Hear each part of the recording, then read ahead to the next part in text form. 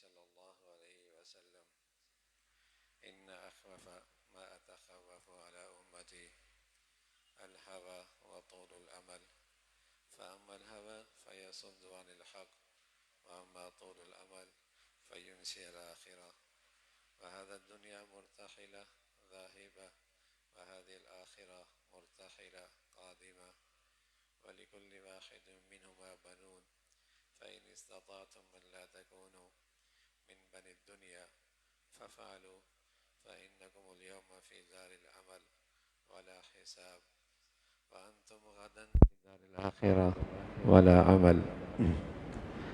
جابر ہے رضی اللہ تعالیٰ عنہ فرماتے ہیں کہ پیارے رسول صلی اللہ علیہ وسلم نے ارشاد فرمایا کہ میں اپنی امت پر جن بلاؤں کے آنے سے ڈرتا ہوں، آپ علیہ الصلاۃ والسلام نے فرمایا کہ میں اپنی امت پر جن بلاؤں کے آنے سے ڈرتا ہوں ان میں سب سے زیادہ ڈر کی چیز بلا، مصیبت، ان میں سب سے زیادہ ڈرنے کی چیز ہوا اور طول العمل ہے.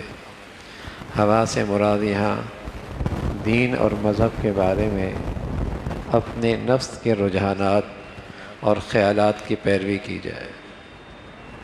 اللہ کے نبی فرمانے لگے مجھے اپنی امت کے بارے میں جس چیز کا سب سے زیادہ خطرہ ہے، جس سے یہ امت کا بڑا حصہ برباد ہو رہا ہے، آپ نے فرمایا ہوگا اور آج ہو رہا ہے. تو فرمایا ایک ہے ہوا کہ دین کے معاملے میں، مذہب کے معاملے میں وہ اپنے نفس کے رجحانات کی پیروی کرے گا. یہ نہیں دیکھے گا کہ دین کے معاملے میں اللہ کی چاہت کیا ہے اور مذہب کے معاملے میں اللہ کی پسند کیا ہے، بلکہ وہاں بھی دین اور مذہب میں بھی اپنے رجحانات کو دخل کرے گا اور اپنے رجحانات کے مطابق چلے گا. اب نفس پرست کہتے ہیں نا میاں قرآن میں تو ہے سود کھانا حرام ہے، یہ تھوڑی لکھا ہے قرآن میں کہ سود کمانا حرام ہے، سود سے کاروبار کرنا حرام ہے، سود سے لین دین حرام ہے. قرآن میں تو ہے لا تاکلوا الربا، سود کھاؤ مت. ہم تو فیکٹری چلا رہے ہیں، کارخانے چلا رہے ہیں، کاروبار کر رہے ہیں، اپنی محنت مزدوری کر رہے ہیں. تو دین اور مذہب کے معاملے میں اپنے خیالات کی پیروی، یہ آدمی سوچ کے لحاظ سے، فکر کے لحاظ سے، نظریات کے لحاظ سے گمراہ ہوتا ہے. اور اس گمراہی کے پیچھے وہی فتنہ جس کی طرف اللہ کے نبی نے نشاندہی فرمائی کہ یہ آدمی ہوا، نفس پرست ہے. جس طرح اس کی نفس کی چاہت پوری ہوگی اتنا ہی مذہب اور اسی انداز کا مذہب اسے قبول ہوگا. دین ایسا قبول اس لیے قابل قبول ہے جس میں اس کی نفس کی خیالات کی غذا مہیا ہو. تو اپنے آپ کو نہیں بدلے گا، دین کو بدل دے گا، مذہب کو بدل دے گا، قرآن کو بدل دے گا، حدیث کو بدل دے گا. تو اللہ کے نبی صلی اللہ علیہ وسلم نے فرمایا سب سے بڑا خطرہ مجھے اپنی امت کے بارے میں جو وبا آئے گی، وبال آئے گا اور مصیبت آئے گی، وہ دو چیزیں. ایک ہوا کہ آدمی دین کے معاملے میں بھی مذہب کے معاملے میں بھی اپنے نفس کے خیالات کی پیروی کرے گا جو اس کا نفس کہے. کتنے لوگ ایسے ہیں اللہ حفاظت فرمائے، خاص طور پہ اب ہماری یونیورسٹیوں میں اور اسکول کالج میں یہ تو مشکل ہے کہ ایک بچے کو آپ عیسائی بنا دیں، مسلمان بچے کو. آسان نہیں ہے آپ کے پاس مسلمان معاشرے میں، یا آپ اسے ہندو بنا دیں، لیکن اتنا کچھ وہ کر دیتے ہیں کہ وہ مسلمان بھی نہیں رہنے دیتے.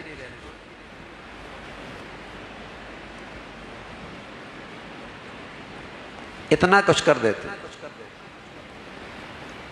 کہ مسلمان نہیں رہنے دیتے. ٹھیک ہے ہندو نہیں بنا، عیسائی نہیں بنا، لیکن مسلمان بھی رہا.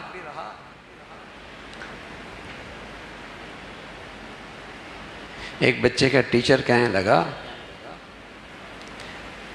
او لیول کا امتحان ہے، یہ ضروری ہے اس لیے کہ مذہب میں دنیاوی تعلیم بھی تو ضروری ہے.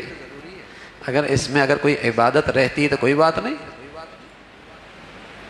عبادت تو پھر بھی ہو جائے گی، امتحان بار بار تھوڑی آئے گا۔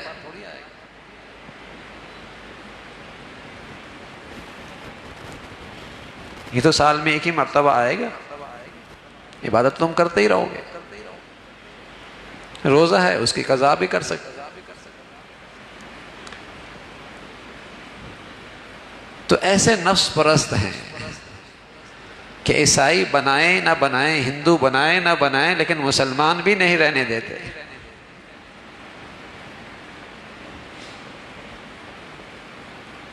تو حضور علیہ السلام نے فرمایا جن بلاؤں کا مجھے اپنی امت کے بارے میں سب سے زیادہ ڈر ہے، ان میں ہے ہوا، کہ دین کے معاملے میں، مذہب کے معاملے میں، اللہ کے ضابطوں کے معاملے میں، اسلام کے قوانین کے معاملے میں، قرآن کی تشریح کے معاملے میں، دین کی وضاحت کے معاملے میں وہ اپنے نفس کے رجحانات کی پیروی کرے گا۔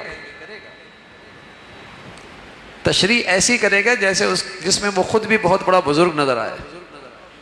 ظاہر ہے وہ قرآن حدیث کو اس انداز میں پیش کرے گا تاکہ اس سانچے میں وہ خود بھی تو مسلمان نظر آئے۔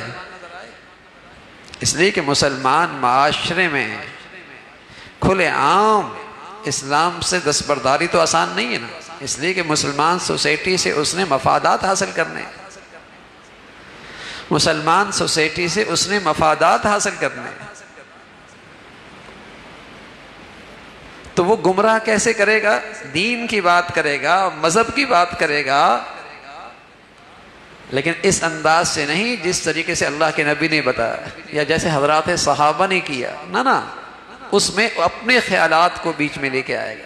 اور چونکہ مجمع اور قوم اور امت کا ایک بڑا حصہ نفس پرست ہے، یہ ہے تحقیق، اس کا نام ہے ریسرچ۔ دیکھو کیسی اچھی ریسرچ لے کے آیا، یہ ہے نا زمانے کے مطابق بات، یہ ہے زمانے کے مطابق۔ تو بہت سارے لوگوں کو چونکہ ان کی چاہت کے مطابق ہے وہ ریسرچ اچھی لگے گی کہ اس میں ان کی خواہشات پوری ہو رہی ہے۔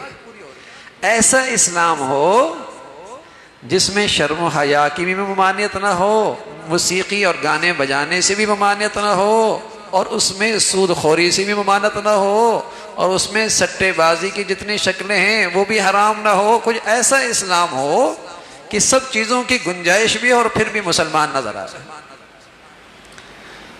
وہ ایک ساتھی تھا نا، اس نے کہا کہ میرے پشت پہ شیر کی تصویر بناؤ تاکہ میں بہادر لگوں، اور شیر گودوانے والے کے پاس گیا جو رنگ بھرتا تھا، اور جب اس کے پاس گیا تو اس نے سوئی چبوئی تاکہ رنگ بھرے۔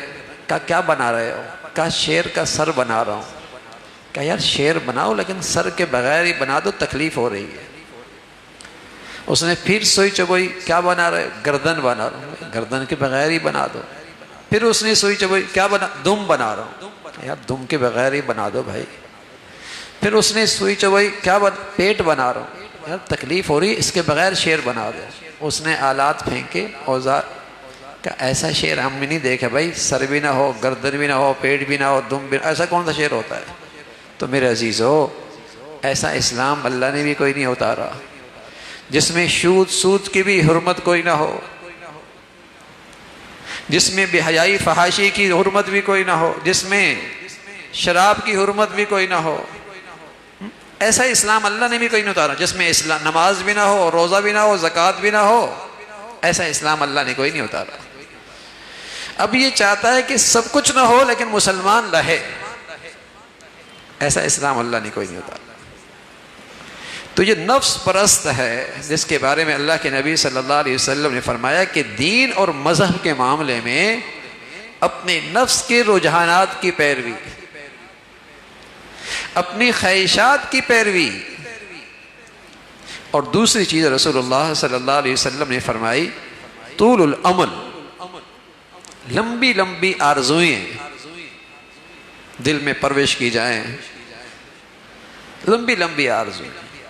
آپ علیہ السلام نے فرمایا ان دو بیماریوں کو بہت خوفناک بتلایا، اور آگے ارشاد یہ فرمایا کہ ہوا، نفس پرستی آدمی کو حق قبول کرنے سے محروم کر دیتی ہے۔ جو آدمی نفس پرست ہوتا ہے نا، وہ حق بات نہیں قبول کرتا، اس کے سامنے باطل آ جائے فوراً قبول کر لے گا،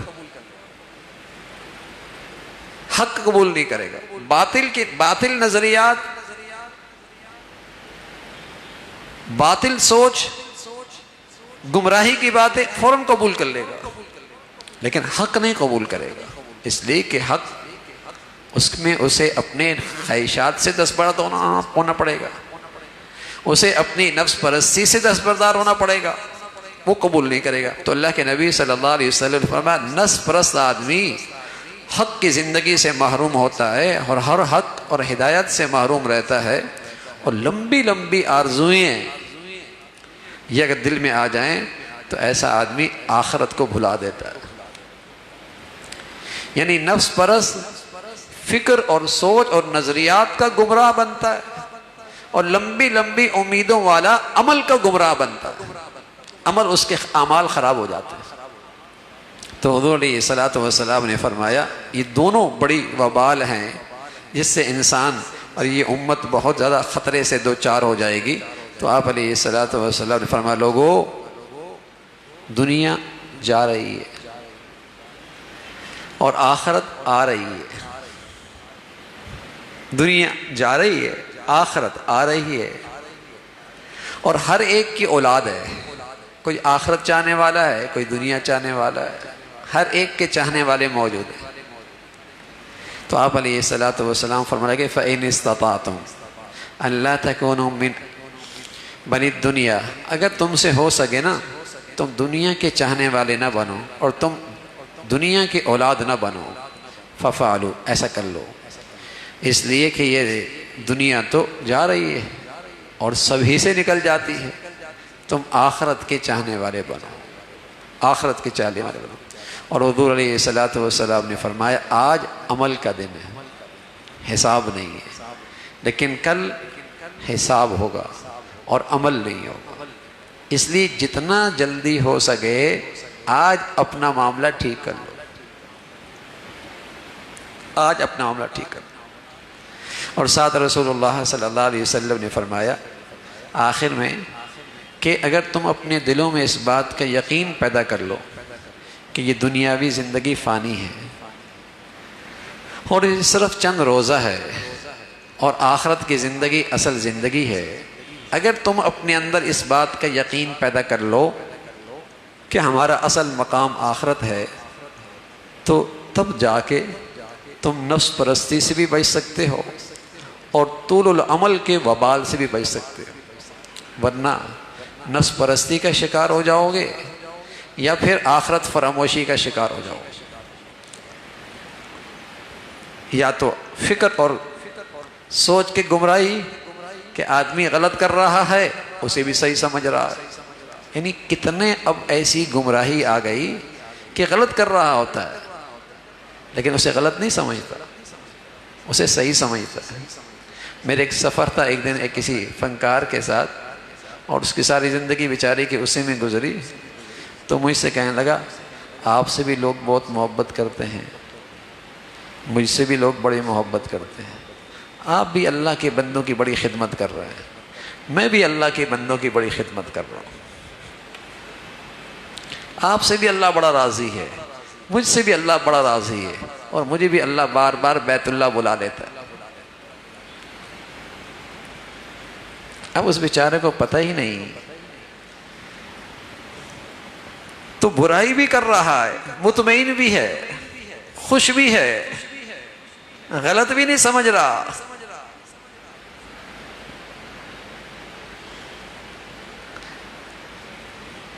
یہ ہے نفس پرستی والی گمراہی کہ ہر ایک نے اپنی ہر برائی کے لیے جائز ہونے کی، اچھائی کی سند لے رکھی ہے، اور انہیں ایسے بہت سارے مل جاتے ہیں جو ان کی اس اچھائی پر حوصلہ افزائی بھی برائی پہ حوصلہ افزائی بھی کر رہے ہوتے ہیں اور مطمئن ہوتے ہیں۔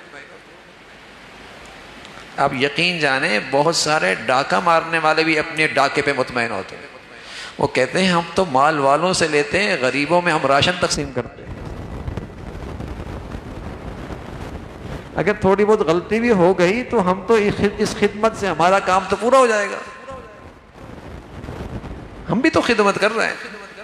اور پھر جان کو خطرے میں ڈال کر ڈاکہ مارتے ہیں، کوئی معمولی تھوڑی ہے۔ شراب پینے والا بھی کہہ رہا ہے اس زمانے میں گندگی سے شراب بنتی تھی، اب تو بڑے صاف چیز سے بنتی ہے۔ خنزیر کھانے والا بھی کہتا ہے اس زمانے کے اندر تو خنزیر گندگی کھایا کرتے تھے، اب تو فارموں کے اندر ان کی پرورش ہوتی ہے۔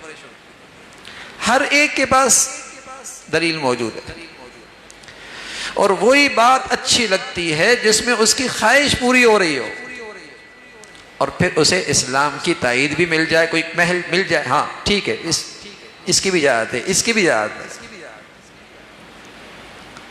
اب جو ناچ گانے بیچارے کر رہے ہوتے ہیں زندگی بھر، ہاں وہ بھی کہہ رہے ہیں یہ ہمارا روزگار ہے، کیا کریں، حلال تو کمانا ہی، کیا کہتے ہیں حلال تو کمانا ہی ہے نا، چور ڈاکہ تو نہیں مار رہے نا، اپنی محنت کر رہے ہیں۔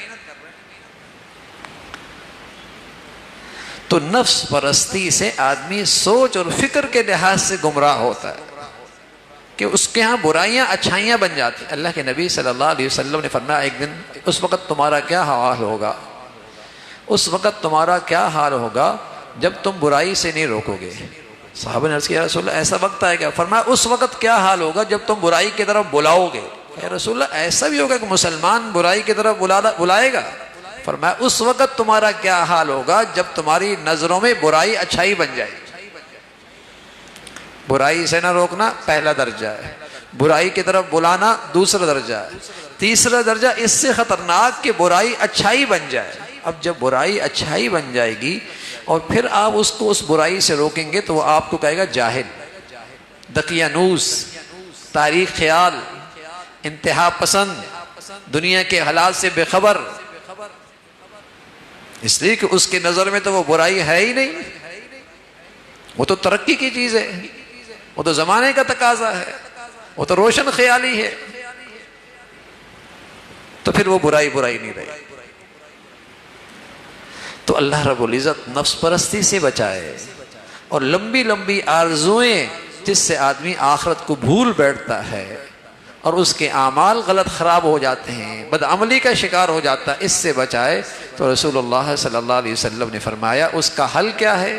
اس کا حل یہ ہے کہ آدمی اپنے دل کے اندر یہ یقین پیدا کر لے، اس سوچ کو پیدا کر لے یہ دنیا فانی ہے، چند روزہ ہے، جانے والی ہے، رخصت ہونے والی ہے، ہم یہاں سے کوچ کرنے والے ہیں، کسی وقت بھی کوچ کر سکتے ہیں، کسی لمحے بھی یہاں سے روانہ ہو سکتے ہیں۔ یہ اندر یقین بیٹھ جائے،